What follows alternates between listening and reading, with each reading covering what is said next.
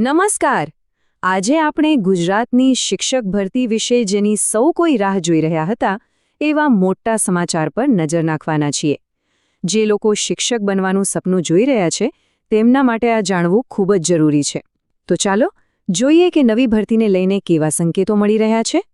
તો સૌથી મોટો સવાલ જે દરેકના મનમાં છે, ખાસ કરીને જે લોકોએ ટીચર્સ એલિજિબિલિટી ટેસ્ટ પાસ કરી છે, કે આ લાંબી રાહ આખરે ક્યારે પૂરી થશે, ભરતી આવશે કે નહીં? આ સવાલનો જવાબ હવે મળતો દેખાઈ રહ્યો છે. અને જે આંકડો સામે આવી રહ્યો છે ને એ ખરેખર બહુ મોટો છે. અંદાજે લગભગ 11,000 જગ્યાઓ. હા, આટલી મોટી સંખ્યામાં શિક્ષકોની ભરતી થવાની પૂરી સંભાવના દેખાઈ રહી છે. તો આને શું કહીશું? આને કહેવાય મોટી ખુશખબર, ખાસ કરીને એ ઉમેદવારો માટે જેઓ ઘણા સમયથી રાહ જોઈને બેઠા હતા. ઓકે, આંકડો તો મોટો છે, પણ હવે એ સવાલ થાય કે આ જગ્યાઓ અલગ અલગ કેટેગરીમાં કેવી રીતે વહેંચાશે?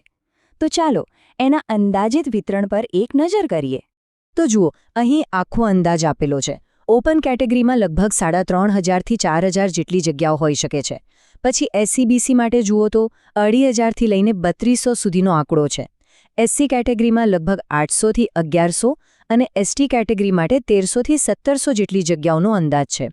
અને હા, ઈડબ્લ્યુએસ માટે પણ 1,100 થી 1,400 અને પીએચ કેટેગરી માટે લગભગ 400 થી 500 જગ્યાઓ ફાળવાઈ શકે છે.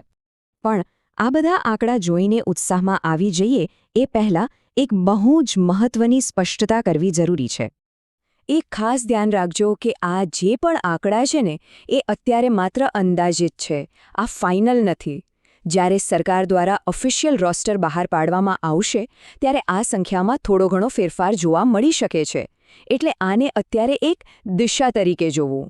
સારું, તો આ બધી માહિતી પછી હવે ઉમેદવારોએ શું વિચારવું? તેમના માટે આગળનો રસ્તો શું છે? એક વાત તો ચોક્કસ છે.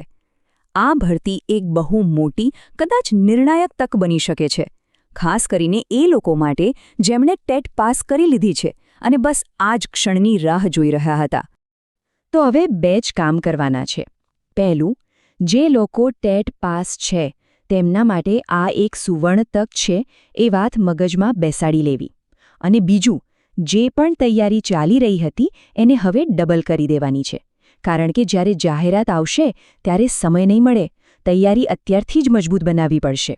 તો સવાલ એ છે કે શું આ મોટી તક માટે આપણે સૌ તૈયાર છીએ? આ સમાચારને ફક્ત એક ન્યૂઝ તરીકે નહીં, પણ તૈયારીમાં લાગી જવા માટેના એક સિગ્નલ તરીકે જોવા જોઈએ.